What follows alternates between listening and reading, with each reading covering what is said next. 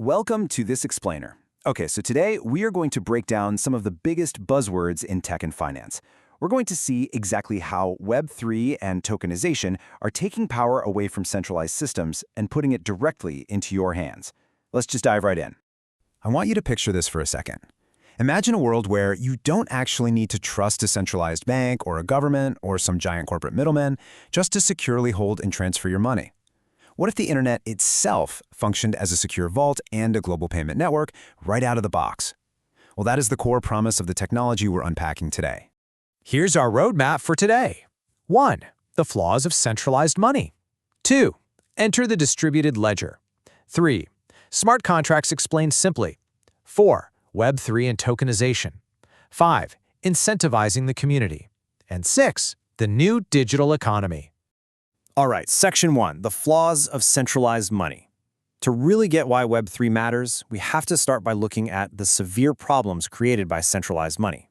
Because, it's super easy to take stable money for granted. But there's this incredible story from the book Digital Gold that really captures how broken things can get. It describes the childhood of tech entrepreneur Wences Caceres in 1980s Argentina. They were dealing with insane hyperinflation. His family literally had to race through grocery store aisles to buy food before their centrally controlled cash lost its value. I mean, a store clerk was walking right alongside them, constantly changing the price tags. When money is centrally managed, its value can literally be printed away, and everyday people end up bearing the crushing weight of that devaluation.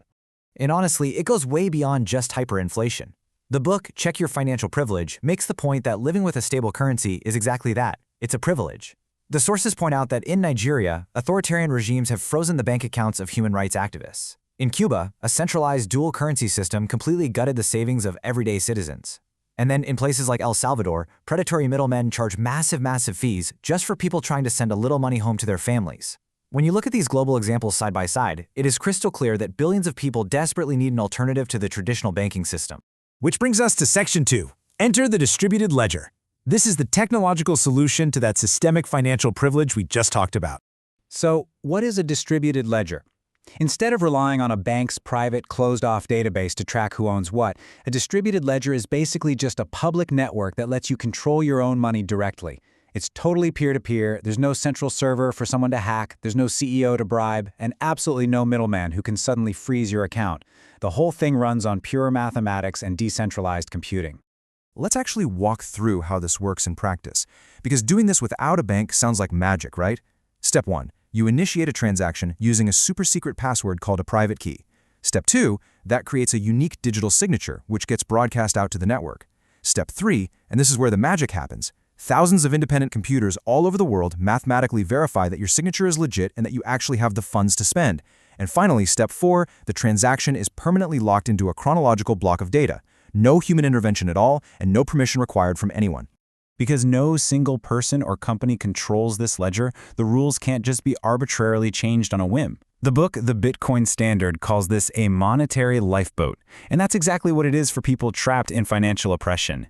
If your local currency is collapsing, this decentralized ledger gives you a way to store your value across time and space, completely shielded from government meddling and inflation. Okay, moving to Section 3. Smart contracts explained simply. A ledger alone is great, but it really only tracks balances. It's essentially a fancy spreadsheet. To build a fully automated digital economy, we need something more. We need smart contracts. Now, first off, smart contract is kind of a terrible name. Actually, scratch that. It's a very terrible name. They are not legal documents, and they definitely don't think for themselves. They are literally just automated rules written directly into the blockchain's code. Think of them as basic if this, then that logic. Once the specific conditions are met, the code just executes the transaction automatically. That's it. The book Crypto Assets has a fantastic analogy that makes this super concrete. Imagine Jack's flight gets delayed. We've all been there. In the traditional world, Jack has to fill out endless forms, sit on hold with customer service for an hour, and then wait weeks for a human to process his refund. But with a smart contract, the logic is pre-programmed from the start. If the official flight data shows a delay, then the contract instantly and automatically sends the refund straight to Jack's digital wallet. No middlemen, no delays, and definitely no arguing with customer service. Which leads us perfectly into Section 4, Web3 and tokenization. When we take that ultra-secure foundation of distributed ledgers and we combine it with the automated logic of smart contracts, we get the whole shebang. We are looking at a massive, massive paradigm shift here. Think about traditional finance. It relies completely on centralization. You have to put your trust in a middleman, which inherently makes the system slow and, frankly, highly exclusive. Web3 flips that entire model on its head. It's decentralized. You don't need to trust anyone except the open source code. It is automated, it's peer-to-peer, and most importantly, it is radically inclusive. Basically, anyone with a smartphone and an internet connection can play on a level playing field.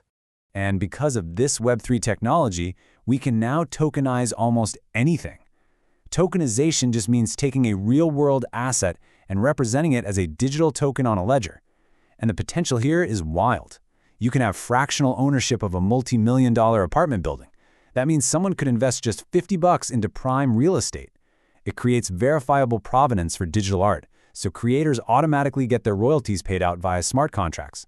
You can even have collective ownership of intellectual property. We're taking these traditionally clunky, hard-to-move assets and turning them into highly liquid, easily tradable digital shares.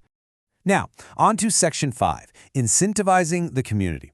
As the book Token Economy explores, this whole Web3 space isn't just about trading assets to get rich. Tokens are actually an incredibly powerful psychological tool for bringing people together.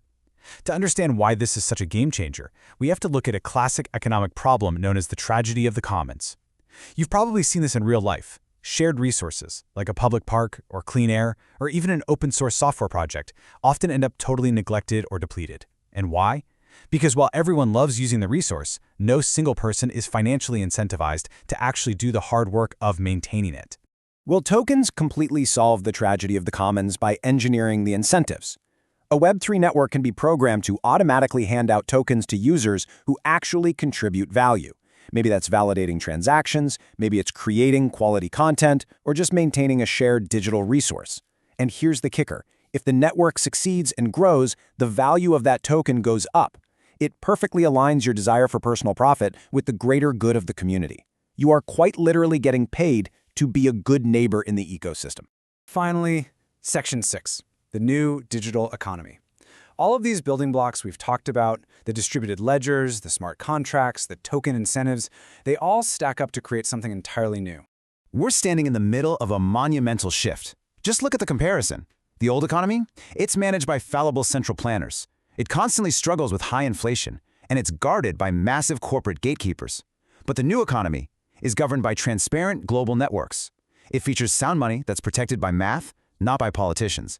And it allows for open, automated peer-to-peer exchange. It is a fundamental rewiring of how humans coordinate value across the globe. So that brings us to our final thought for today. We've just seen how code can completely replace the traditional middleman. It secures our money, it automates our contracts, and it actually incentivizes communities to work together. As this tech continues to completely reimagine our financial and social systems, the really big question you have to ask yourself is, what part of your world will be tokenized next? Thank you so much for joining me for this explainer. I really hope it brought some clarity to the fascinating world of Web3. See you next time.